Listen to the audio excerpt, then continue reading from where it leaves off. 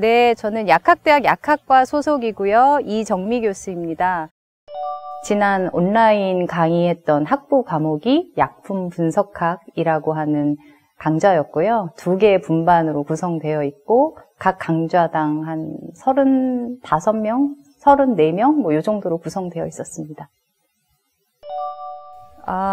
지난 학기에 사실 학교에서 개강하기 한 2주, 3주 전부터 이미 온라인 동영상 강의를 준비를 하라고 말씀을 해주셔서 사용법을 좀 미리 익힐 수가 있었고요. 그래서 그렇게 해서 좀 자연스럽게 그래도 이렇게 시작을 할 수는 있었던 것 같습니다. 다른 학교 좀 비슷한 과목을 가르치는 교수님들이랑 이야기할 기회가 있었는데, 그래서 굉장히 우리가 이제 선제적으로 먼저 잘 적응했다라는 생각은 우선 들었고요.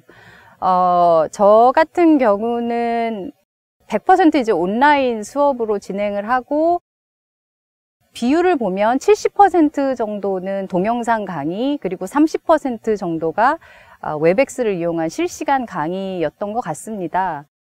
학기 초 몇 주는 동영상 강의로 의무적으로 진행을 했고요.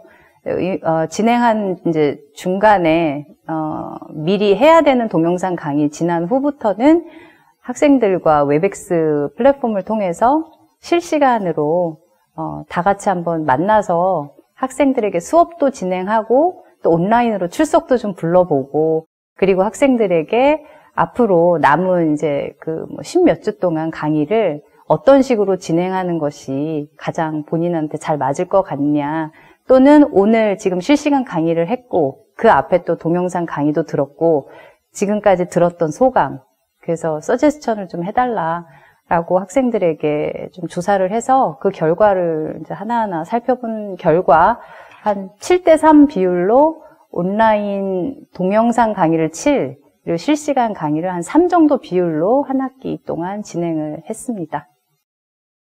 한 70%, 80%는 확실히 동영상이 편할 것 같습니다. 그러니까 그때만 해도 웹엑스가 좀 불안정한 초창기여가지고 하다가 끊기거나 마이크 켜놓고 돌아다니는 친구들이 있어서 제가 미처 그런 걸 이제 캐치를 못하니까 잡음도 많이 나고 해서 그런 복합적인 상황 때문에 이제 상당수는 동영상 강의가 이제 목소리나 이런 전달력이 훨씬 좋다. 이제 그런 이제 선호도가 높았고, 그치만 이제 일부 학생들한테서 중요하게 느꼈던 의견은 동영상 혼자 하다 보니까 이제 진도가 하염없이 느려지고 이게 정말 안 듣는 것 같은 생각이 들었지만 실시간을 할 때는 확실히 현장감이 느껴지니까 그런 부분, 그리고 이제 실시간 피드백이 가능하다는 거, 그리고 또 공부를 이제 진도를 어쩔 수 없이라도 거기에 맞춰서 해야 앞에 걸 알아야 오늘 걸 들을 수 있으니까, 그래서 그런 의미에서 중간에 이렇게 섞어서 혼합 형태로 하는 게 좀 바람직하겠다라는 의견이 와서 그게 좀 저한테는 이게 가장 좋지 않을까라는 생각을 해서 이렇게 좀 하이브리드 형태로 진행을 하게 된 것 같습니다. 웹엑스 실시간 강의를 하는 경우는 상대적으로 동영상 강의보다는 상호작용을 하는 게 조금 더 수월했던 건 맞고요. 이거는 좀 재미있다기보다 하면서 느낀 게, 이제 저는 학생들 얼굴이나 이제 목소리를 듣고 싶어서 어떤 한 부분을 좀 발췌해서 누가 읽어달라고 얘기를 하니까 다 마이크가 고장났다고 한결같이 카메라도 고장나고 마이크도 고장났다고 해서, 또는 도서관이라 말을 할 수가 없다. 그래서 결국은 이제 저 혼자 말은 하고 마이크는 살려두고 대부분 이제 필요하면 이렇게 채팅하고, 또 적어도 이제 출석도 한번 그렇게 실시간을 할 때는 부르고 하는 부분에서는 좀 현장감은 확실히 느꼈던 것 같고요. 저 같은 경우 결국 제가 봤을 때 다른 분들하고 다 동일하게 여러 가지 창구를 이용하셨을 것 같고 저도 그랬거든요. 학생들에게 항상 생각이 나면 꼭 얘기를 했던 게, 언제든지 필요한 일이나 질문이 있으면 제가 수업 시작할 때 첫 슬라이드에 과목명 밑에 이제 제 이름과 연락처, 이메일 주소 이런 걸 알려주기 때문에 어떤 창구로라도 저에게 항상 연락을 하라고 얘기를 했고요. 그리고 그래서 보통은 이메일하고 우리 학교 아이캠퍼스에 메시지 기능을 이용해서 학생들이 저한테 이제 필요한 경우에 질문을 한다든 건의사항을 전달을 했었고요.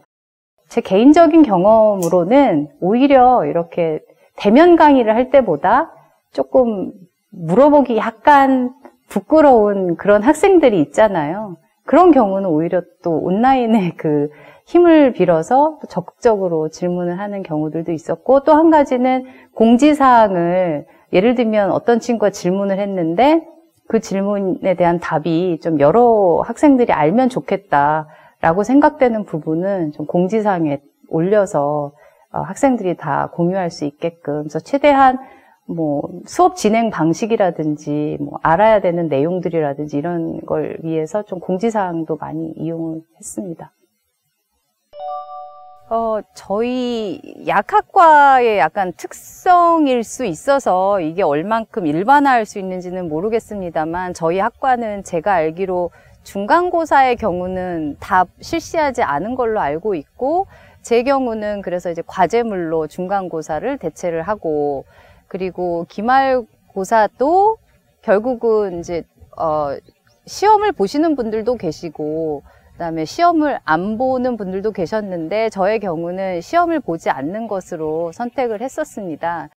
기말고사의 경우는 오프라인으로 볼 수는 없어서 여러 가지 고민을 하다가 이제 기말고사의 경우도 과제물 평가로 진행을 하였습니다. 그런데 이 두 가지로만 사실 학생들이 지난 학기를 어떻게 또 수강을 했느냐를 평가를 하는 것은 좀 무리가 있다라는 생각이 들고요.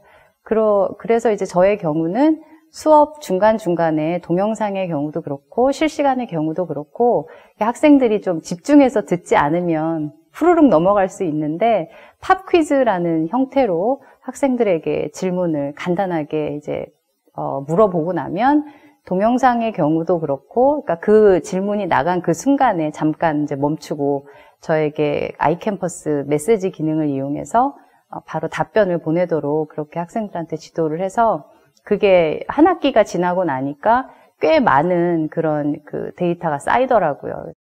강의에 제가 얘기를 했거든요, 학생들에게. 그래서 제가 지금 팝 퀴즈 질문합니다 라고 하고, 이걸 보시면 동영상 멈추시고 문제 다 듣고, 그리고 저한테 빨리 메시지를 지금 강의 들은 이 시점에 저한테 보내세요. 그리고 늦게 보내면 그만큼 평가 점수에서 이제 감해집니다. 근데 그 팝 퀴즈가 뭐 거창한 게 아니고 정말 간단한 거, 뭐 길어도 한 20글자도 안 되거나 보통 5글자에서 끝나는 그런 경우였는데, 그래서 그런 팝 퀴즈를 동영상에도 중간에 이제 심어놓고, 그래서 어떤 경우는 앞에서 물어보기도 하고 중간에도 물어보고, 그래서 그런 경우들을 썼고, 실시간의 경우는 뭐 채팅창에 보내는 것도 있고 아니면 메시지. 근데 채팅창은 오픈해서 얘기하면 그게 이제 답이 돼버리니까 1대1로 하기도 하고, 아니면 그 메시지 기능을 통해서 그렇게 학생들이 이제 팝 퀴즈 정답을 저한테 이렇게 보내주었거든요.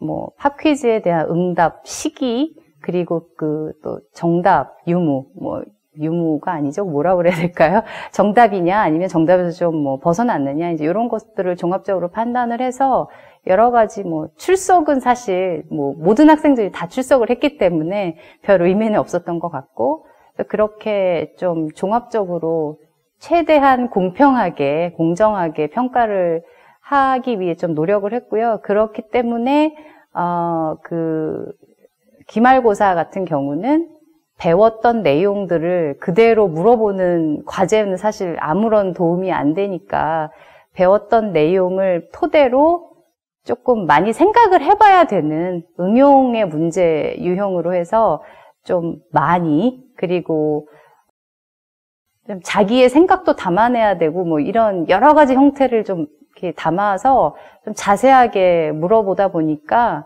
과제물이라서 한 일주일 정도 시간을 주었음에도 불구하고 학생들마다 조금 다른 퀄리티와 컨텐츠를 가지고 제출을 하더라고요. 저희가 이제 그 약품 분석학이다 보니까 대한민국 약전이라고 하는 그 법전이 있거든요. 그 약 분석에 관한. 그래서 이제 그 부분에 대해서 이렇게 자세하게 예시를 들어가면서 좀 배운 걸 응용할 수 있게끔 좀 물어보고 하다 보니까 생각 외로 학생들이 공부한 게 좀 거기에 담겨지더라고요. 그래서 굉장히 가볍게 쓴 친구들도 있고 정말 많이 생각했구나라고 이제 느껴지는 것들도 있었고요. 그래서 그런 과제물이 또 평가 방법이었고 상대적으로 평가를 하는 것이 그렇게 어렵지 않았고 그거에 대해서 이의를 가지는 학생이 한 명도 없어서 저도 처음이었거든요. 네, 그래서 좀 뭐 아주 잘못된 방법은 아니었구나. 그래서 좀 좋은 경험이었습니다. 네.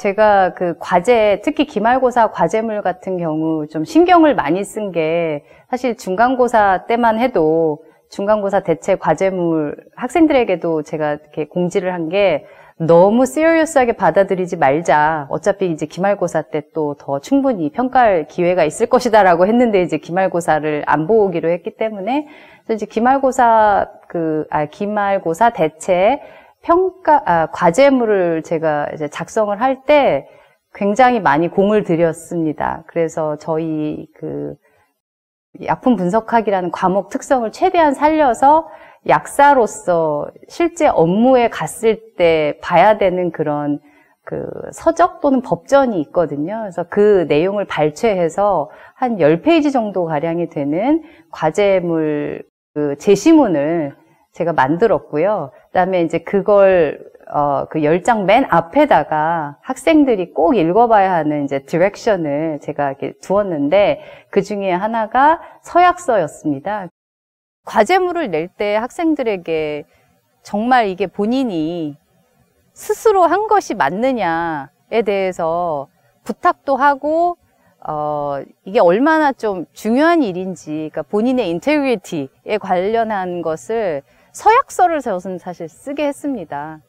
학생들에게 정말 그냥 어려운 그런 뭐 무서운 용어가 아니고 그냥 제 편지 쓰듯이 이거는 정말 온전히 나의 힘으로 다른 사람의 도움을 받지 않고 이 과제물을 스스로 해결했다. 그래서 이게 만약에 아니라고 한다면 그에 대한 충분한 책임은 내가 받겠다. 서약을 하지 않으면 과제물을 제출하지 말아라. 또는 그게 없으면 이제 과제물 제출을 해도 안 한 것으로 간주하겠다라고 이제 학생들한테 안내를 했는데, 뭐 당연히 이제 모든 학생들이 그 부분에 사인도 하고, 그래서 기한 안에 다 제출을 하더라고요. 그래서 뭐 바라건대는 그 서약서를 쓰면서 학생들이 뭐 온라인이지만, 그리고 아무도 감독하지 않지만, 알 길도 없겠지만, 그래도 내 양심을 걸고 이렇게 좀 과제를 수행하는데 좀 도움이 되지 않았을까라고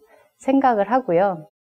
그걸 혹시라도 이제 자세히 읽어봤다면 그만큼 학생들도 좀 책임감을 느끼고 자기 그 양심껏 하지 않았을까라고 저는 믿고 싶고 그런 것 같습니다. 이렇게 결과를 쭉 받아서 제가 평가를 해보니까 뭐 학생들이 정말 충실히 했구나라는 생각이 들었습니다.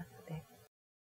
아까 앞선 질문에 대한 대답에 잠깐 나왔었는데 동영상이든 실시간 강의든 이제 팝 퀴즈라는 형태로 제가 수업을 얼마나 좀 신경 써서 듣고 있는지 사실 실시간의 경우도 하다가 중간에 나갔다 와도 아무도 모르는 거고 동영상도 마찬가지라 그런 부분을 조금 학생들에게 나름의 어떤 동기부여의 차원에서도 결국은 그게 나중에 평가의 수단으로 사용이 되긴 했지만 학생들에게도 안내했고 그래서 동기부여의 수단으로서 좀 이용하겠다. 그러니까 여러분들이 좀 주의 깊게 강의를 들었으면 좋겠다. 현장에 있는 것처럼.